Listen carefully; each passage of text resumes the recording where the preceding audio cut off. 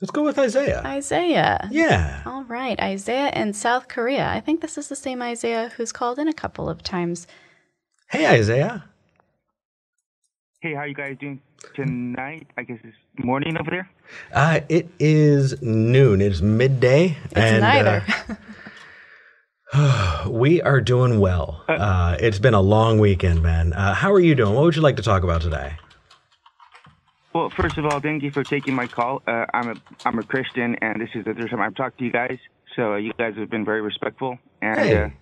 I genuinely would like to get your feedback on this because I've seen this coming from both sides, more so from the atheists and non-believers, skeptics, and that is questioning the mental health of people who believe believers. Oh, I hate that. Mm-hmm. Go ahead, sorry. Oh, okay. Well, I said, yeah, no, thank you.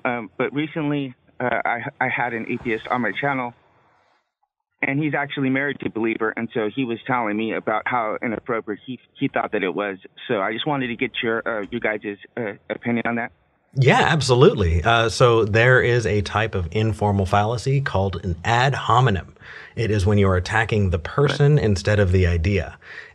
If you are resorting to attacking a person other than their ideas, number one, there's no way that you can get to truth from that. There's no way that you can get to sound conclusions about reality when you're attacking another person. Number two, you look like an asshole. Number three, you are actually making it difficult for everyone else having the conversation. And so for those reasons and many, many others, saying, you have to be mentally ill to be religious, or, it's wrong, man. I don't know what to say other than, we're trying to do our best as content creators to provide an example that doesn't do that. And we're going to call out our peers, when we see it happen. And I would hope that you're doing the same on the other side? Yeah, maybe? Yeah, I do. Yeah, well, I don't. I do. With my channel, I've told you before, I sit down and have conversations with atheists as co-hosts. And I think that, it's healthy to sit down and have conversations. But it seems like either side, there's just way too much dehumanization that's going on. And yeah. I don't, that's why I really enjoy channels like this where we can, talk and be free and open up to each other. Yeah. I think it's a really healthy thing. Absolutely. If you need... B, what about you? Yeah, absolutely. I think that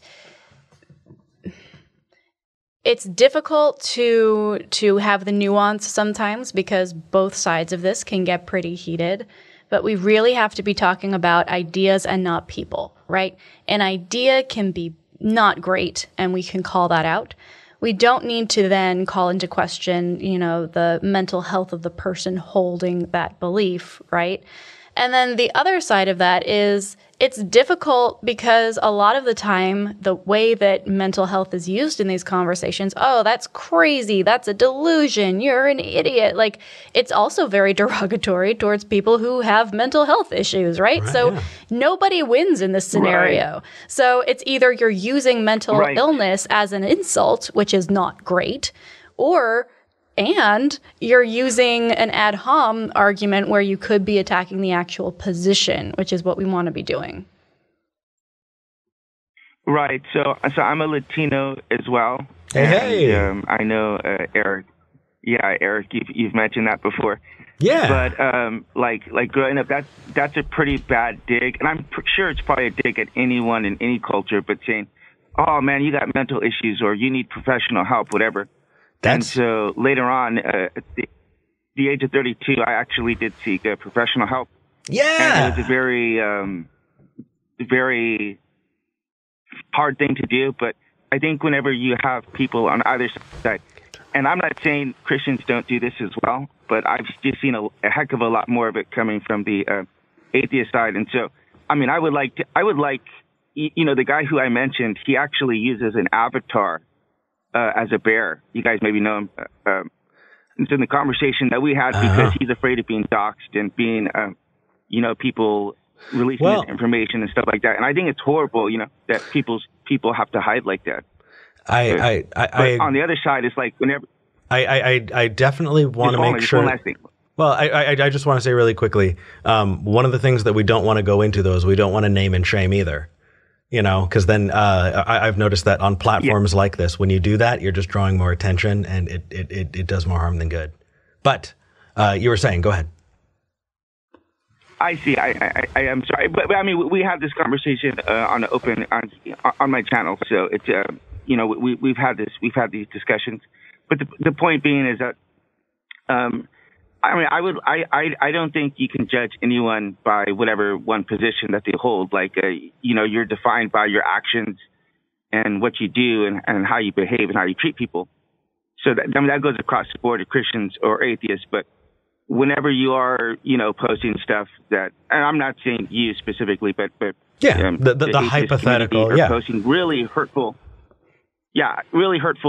hateful stuff about our religion. That's very, very, very near and dear to us. Like, as a Christian, it's the center of my life. But here's the thing: you are not your ideas. Yeah, good. Mm-hmm.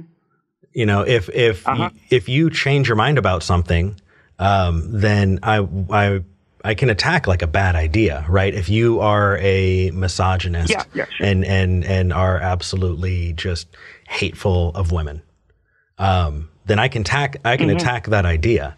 And Sure. It's a great example, Isaiah.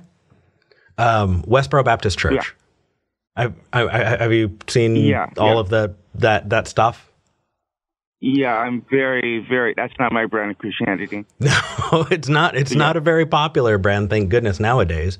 It was before, but onto the topic, take a look at some of the people who came out of Westboro Baptist Church. If you were to say, those are hateful ideas, that is a terrible way to view the world, those people who came out of it, they're not hateful any longer. They're not following that anymore. You're giving a person the opportunity to rise to the occasion and become their best selves. And so what I would encourage you to do is if somebody is attacking an idea, number one, make sure it's not a ad hominem, but also number two, separate yourself from the idea. Because I have gotten really, really angry at bad ideas that were said by really nice people, and they thought I was attacking them. And it's sad and it's frustrating because it stops our ability to talk when we conflate ourselves with those ideas. Wow, thank you for that. I really appreciate it. And I continually am watching and listening to you guys' program. I really appreciate that. Thank you, Isaiah. I just would like to see. Yeah, I just really would like to see both sides just, take a step back and say, hey, we can agree to disagree, and I can attack your position or, without being rude or disrespectful in doing so. And I think if either side do that, we can just humanize each other a little bit more. Agreed. Thank you. I like Isaiah. Thank you, Isaiah. Yeah, Isaiah, I'm a little confused. At the beginning, he was like, I've never called before, but... He is the Isaiah who's called. Okay. Yeah. That was me then. Sorry, Isaiah. But here's the one kind of caveat to that is I fully agree and I'm all about taking a step back and divorcing the argument from the emotions if it's going to impact how you're going to be able to communicate or the kind of feedback you're able to get. That said, I am a little bit iffy around the concept of being respectful and being like civil. And I talked about this a little bit in my talk on Saturday. Civility politics, this concept of, well, you can disagree with me, but you have to be respectful and civil about it, is kind of nefarious just because a lot of the time that is used to silence. Mm-hmm. And so if you are not speaking to me in the way I want to be spoken to, then I have a right to disregard you entirely or even attack you for what you say. So yes, we should always respect each other as individuals. And yes, that is required across the board, in my opinion, regardless of your God belief. But also don't equate that general respect for another human being with the requirement that they speak to you or about you in a certain way. You know what I mean? Yeah, and I usually kind of reach for the low hanging fruit in those examples. Like we're talking about both extreme ends of that spectrum, and I would challenge any religious viewer, if you're talking about something like honor killings, should you be gentle and respectful in the way you approach that?